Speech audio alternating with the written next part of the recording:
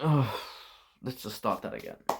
Hello and welcome to Traffic Paradise Radio. I'm Uno, and joining me today is no one because this is a very special episode of Traffic Paradise Radio. It's just me. We're not going live, which means that you can actually see me and hear me for once, which is a very novel thing. And we will be doing a dual episode of COTA reaction and Mexico predictions. So, unfortunately, there will not be graphics today, but we will. Oh, recording on one cell phone, it does move sometimes. Okay, so we won't be doing graphics today, but we will try.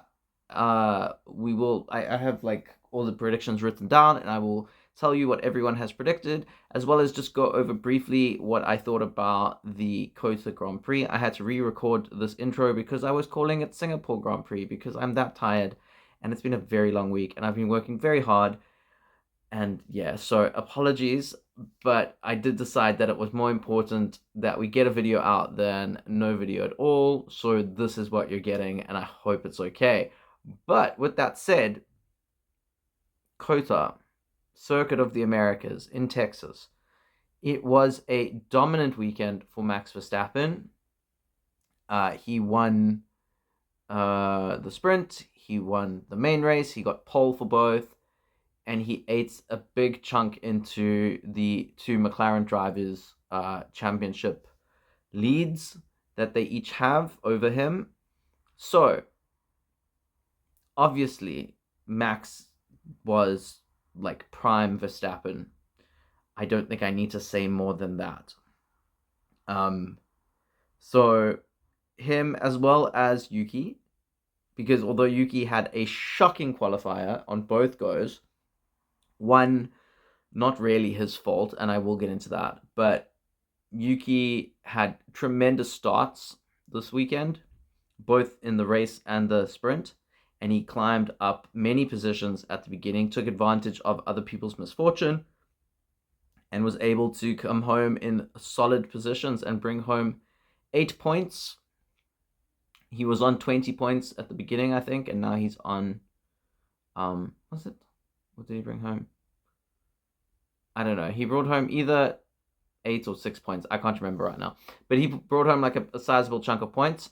And so much so that it's now causing a bit of drama as to those who immediately said that Hadjar would be moving up next year, because Yuki's showing that when he's given a car, and even though his car wasn't close to being as good as Max's this weekend, because he doesn't have all the upgrades, but he does have a lot of them. And the more they upgrade that car, the closer he is to the front.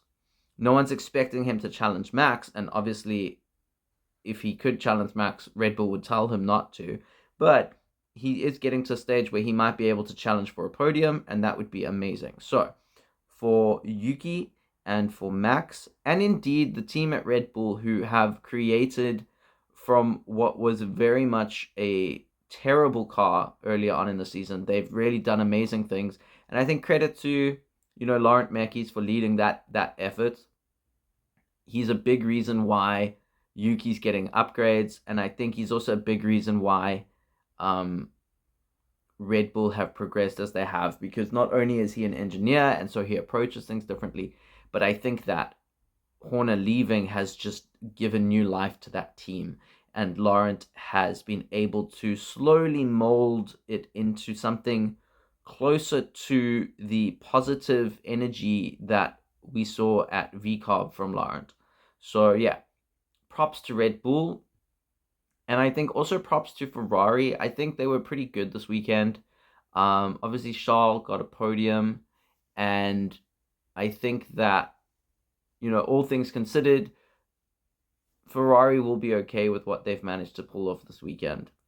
I do, however, feel like we haven't seen the best from them this season, obviously. But they were solid this weekend, if nothing else. So I think they beat Mercedes. I'm pretty sure they beat Mercedes. And so, that's decent. That's decent. And obviously, they were able to take advantage of the McLaren Alonso Hulkenberg crash in the sprint and to do some amazing things. So, yeah, good for them. And they would be my candidates for paradise. So, Red Bull and Ferrari going to paradise for me. And then for purgatory, I'm also putting Red Bull in purgatory, strangely enough, because I already mentioned Yuki had like a bit of a stuff up in one of the quali sessions. In the sprint quali, he was out in SQ1 because he wasn't able to set a second fastest time. Obviously, we know like drivers set 2 times. The first time is sort of like a just like get it over and done with so that you have a time on the board in case there's a red flag. And most people, then their first time is not going to be fast enough to get through to SQ2, so they got to run again and put in a new time. Yuki was one of those people whose his time was not fast enough. However, I do believe he could have progressed into SQ2 and potentially SQ3, but Red Bull got the timing wrong. Now, obviously, there was traffic in the pit lane, and Yuki had to do like a mad dash to get to the starting line to start his lap. I think the tire warm-up would have suffered from that. So if he even had been able to get to the line, it might not have helped. But, ultimately he wasn't even able to set a lap. The moment he crossed the line, he got the checkered flag next to his name, and that was the end of quali for him. And I think that is solely down to Red Bull not doing a good enough job. Yuki was the second driver to set a lap time and the second driver back in the pits. There was no need for Red Bull to wait that long. Absolutely ridiculous strategy from them. And you would think that they would learn from that, but they didn't. Because in Q3, the most important qualifying session of the weekend, they did the same thing to Max Verstappen. I couldn't believe it when I saw it. I was like, how do they manage to do it twice in the same weekend? They know now. They know. And it's not even like the pit lane isn't even that full in in Q3 as it is in SQ1. And there's more time even in that qualifying session. So there's no excuses, absolutely zero excuses for what they did there. So I think, yeah, terrible job there from the guys who are in charge of the timings of when the drivers go out during quali. They need to have a sit down and just rethink how they're working out these times, because they're obviously not factoring in things like how many other drivers could there potentially be ahead of us. What is that going to do to our ability to set a fast lap? And they are very lucky that Max's first lap in Q3 was good enough for pole, because he very well could have started that race in P3, P4, and it would have completely been Red Bull's fault. So yeah, I think that, and you know what, it's a small thing compared to their amazing weekend, but it could really have destroyed Max's weekend. So I would like to suggest that they go to purgatory, just that little segment of the garage or the pit lane crew, or the pit wall crew, I think would be probably, or maybe it's someone back at the factory. I don't know. Whoever it is, like, you're going to purgatory, bro. But then for paradise, my second go at paradise, I'm sending, what did I write down? I forgot already. Oh no, sorry, not paradise. Purgatory. To purgatory, I am sending Mclaren, because what a doozy. What a doozy. Just a bad weekend for them in general. Both cars DNF'd in the sprint. Now, some people say that Oscar's at fault for that. I don't necessarily agree. I think it's sort of like everyone's got a little bit of blame, except for Lando. Obviously, he literally did nothing. He just was driving and got whacked. But I do think that Oscar has a little bit of blame there, but not a lot, and I don't think nearly enough to like warrant any kind of backlash towards him. But unfortunately, what has happened now is because he was slightly at fault, now you've got Lando fans saying, okay, so will there be repercussions for him? Because when Lando was slightly at fault in Singapore, there were repercussions for him that we were told about. We weren't really told what exactly those repercussions will be. Apparently, it does have to do with like, sort of tire change strategies and who gets to come in first or whatever. But now, because McLaren set that rule, now you kind of have to go, well, now does Oscar get repercussions? And it's a very silly thing. And it goes back to this idea of papaya rules that we saw in Hungary last year, where Lando was much faster than Oscar. Lando was actually in a title fight for some of that season. I know towards the end it kind of faltered, but there was a chance there. There was definitely a chance. And he was definitely capable of winning that race in Hungary. And McLaren said, no, because there was like a funny business with the pit stops. We're gonna tell Lando to give the place back to Oscar. And that set a standard for McLaren that they are now beholden to. And it has completely ruined the spirit of racing at that team. It has completely sort of blemished any kind of result that either driver gets on a weekend where the other one did something. And so, it feels very fabricated and overly infantilizing of the drivers. Like, no, guys, this is a sport. Like, get in there and fight. You've already wrapped up the constructors, so the drivers should be free to race, completely free to race from lights to flag. No funny business about pit stop strategies and whatever. Like, whoever calls, and if you got a double stack, you got a double stack. But there should be no discussion between the two drivers as to who is pitting first, because they're in the fight for a championship, and it should be their call when they pit, not based on who bumped whose tire 2 races ago. That's ridiculous. Absolutely ridiculous way to plan a pit stop, to plan a race weekend. And ultimately, I said this many months ago, and it's starting to look like I was right, because I said that McLaren were making a big mistake by not picking a number 1 driver, because if things start faltering and Max smells blood, he will come for that title again. And that's exactly what's happening. Max has smelled blood. Max is eating up that championship lead. And pretty soon it's going to be down to low teens, maybe even single digits. And yeah, McLaren will have themselves to blame if they lose this driver's title. And unfortunately, if Lando wins or if Oscar wins, they will always have this little asterisk next to it. When people talk about it, they'll be like, yeah, but did Lando really deserve to win because of this and this and that? And then if Oscar wins, they'll say, yeah, but did Oscar really deserve to win because of this and this and that? And I just think, yeah, you sort of taint their legacy. The McLaren team have tainted their legacy slightly, but they can redeem themselves if they just let them race from here on out. And unfortunately, it's too late to pick a number 1 driver, and so now they have to, the only fair thing to do is to do nothing. And I think that's what they have to do now. So McLaren and Red Bull, for your sins on and off the track, I am sentencing you to purgatory to atone for your sins. May the gods of mercy on your souls. And Ferrari and Red Bull, for pleasing the gods of motorsport, you are granted entrance into paradise. Ascend. Now, after all of that, what I don't have today is the standings for the 2nd annual Traffic Paradise Radio Competition Prediction Points Championship thing. However, I do have predictions for the next round of that. So I'm just going to get straight into that. I do want to note, though, before that, that we do have a special award of half a point to our very loyal subscriber, Caitlin. Caitlin predicted that Yuki would make up 3 to 4 places on lap 1 and then gain places due to a crash and end in P6. Caitlin was 1 place, grid place off. So Yuki ended P7.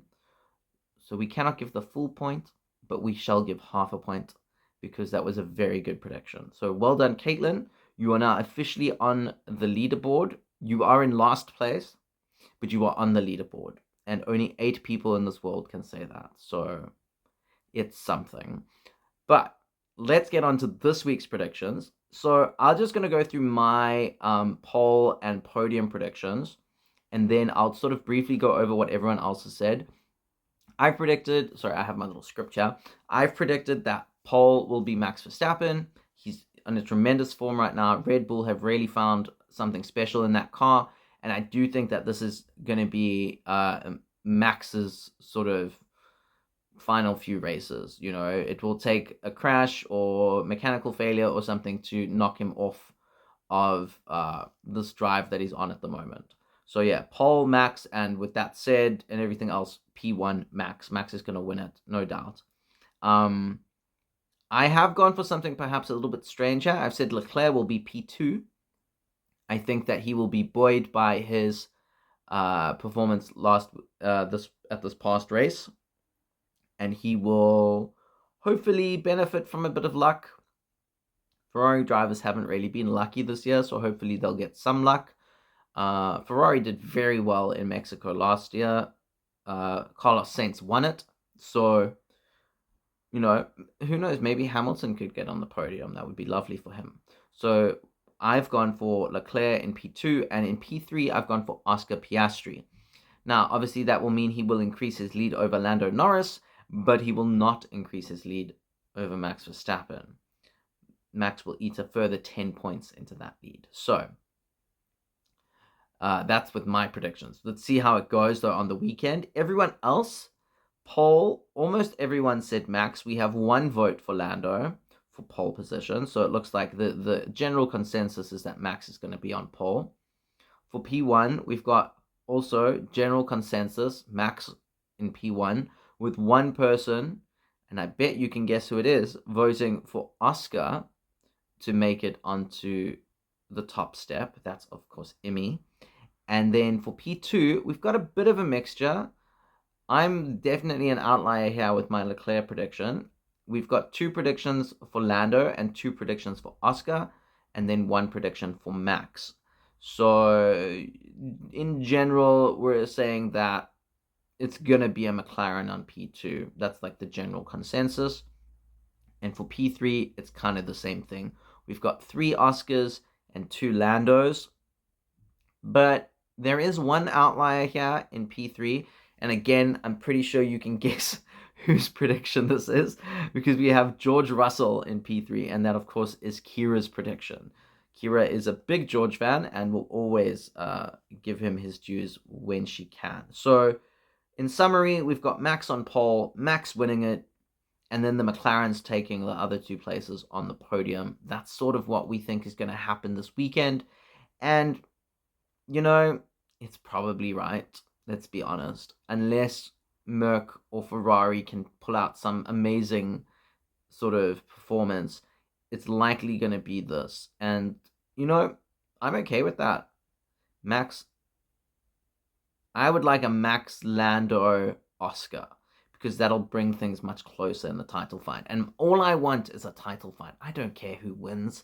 I just want there to be a title fight. I want this to go down to Abu Dhabi and for there to be a last lap, you know, down to the last lap of Abu Dhabi before we know who our world champion is. And that will be fabulous if we can get that. So,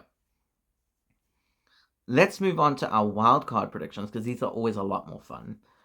I have decided, for some reason, and this is both, this is playing with fire on my part, but I've said that there will be someone from the Red Bull family will DNF, okay?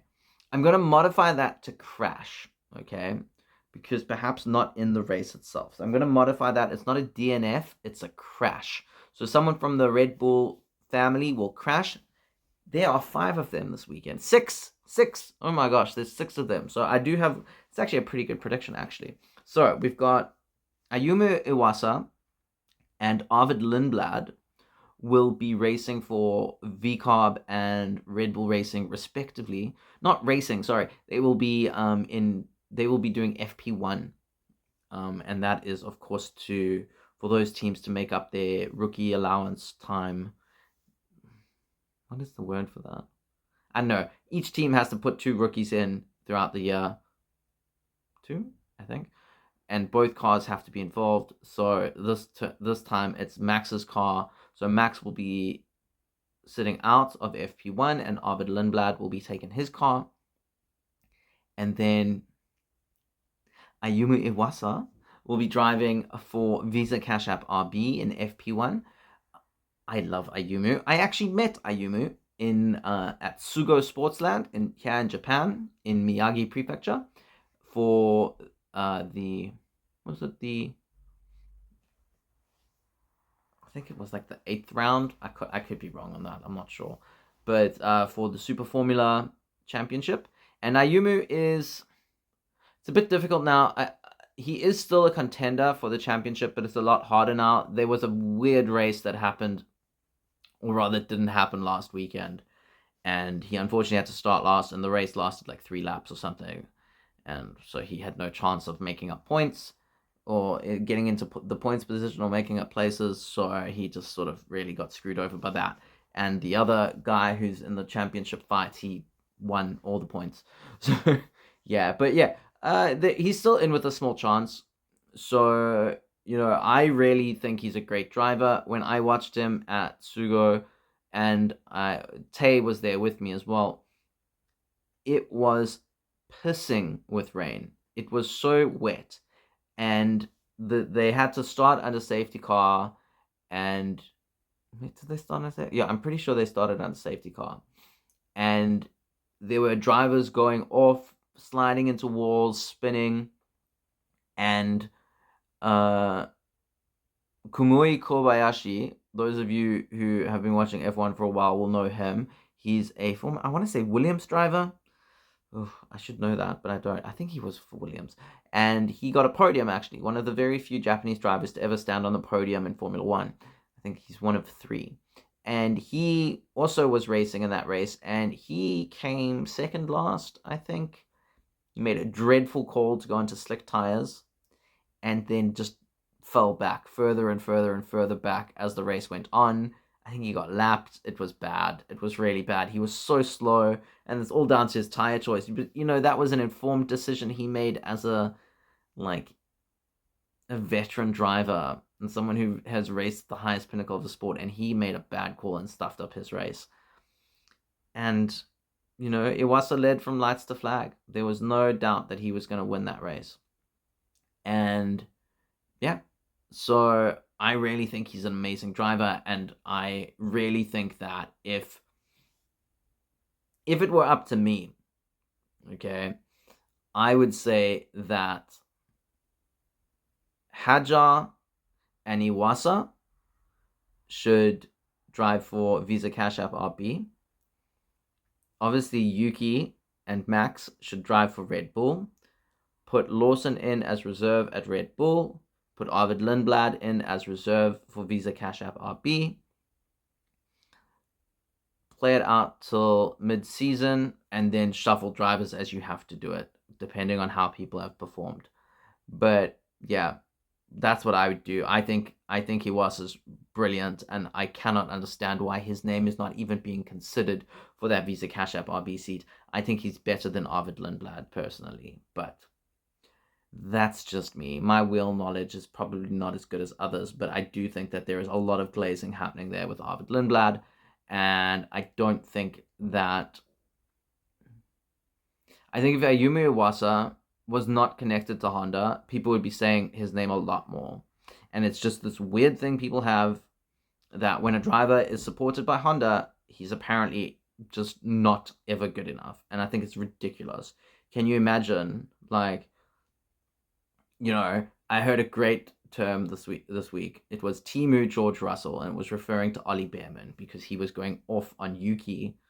Yuki didn't even touch him, and Ollie spun out and was crying like a little baby. Almost said a bad word there. And just saying just really overly dramatic about Yuki, just ridiculous.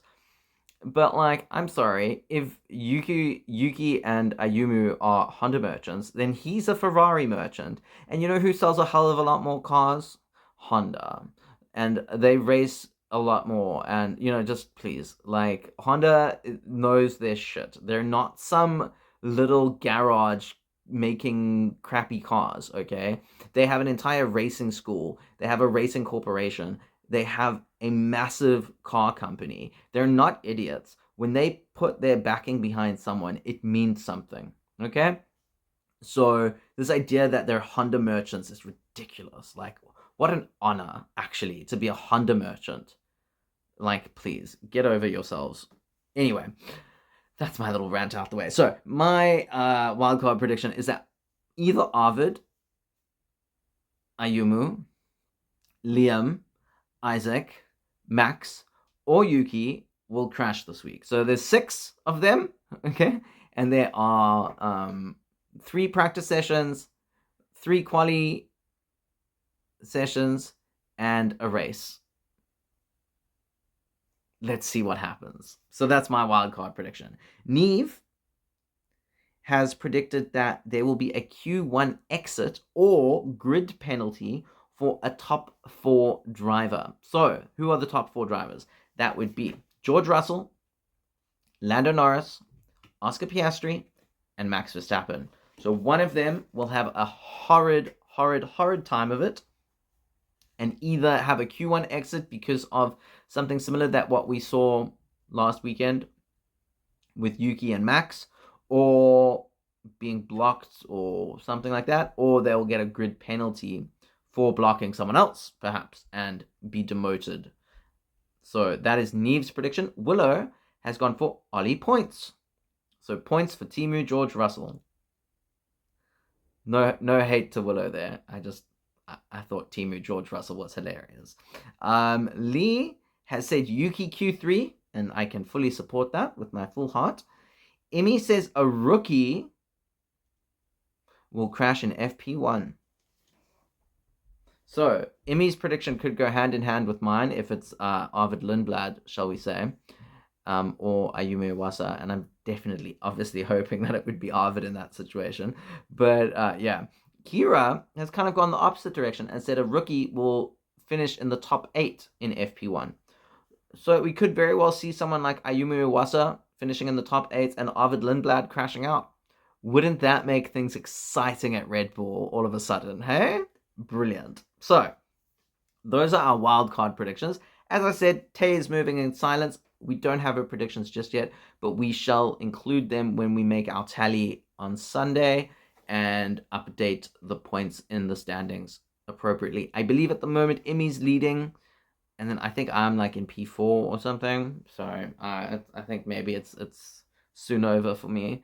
But yeah, Immy is very much mimicking her driver's championship fight at the moment and just like hanging on to that lead for dear life. So let's hope that it works for both of them for Immy's sake. But yes, that's all from us at Traffic Paradise Radio. Thank you so much for tuning in.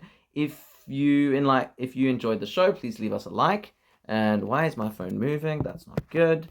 Please leave us a like if you enjoyed the show. Subscribe if you haven't already, and share it with your friends. Leave a comment down below. Who do you think is going to win? Who do you think is going to make pole? What's your wildcard prediction? And we will see you after the race on Sunday, which means Monday, actually. I think the race is at 2 o'clock in the morning for me, Monday morning, and then I'm going to go to work. Dreadful. But anyway, thankfully, Brazil race, I have the day off. So it's still on a Monday, but I have the day off. So that's at least a little bit helpful. But that is all from me. And all that's left to say is have a good rest of your day or night. Bye-bye. And then you can also imagine that there's some like cool outro music playing, and there's that cool graphic with the road and the palm trees and Traffic Paradise Radio. Bye. Fade out black. So, let's jump into it. First of all, Singapore. Now, I found Singapore. What am I saying? Oh. I'm really fucking tired. Oh, let's just start that again.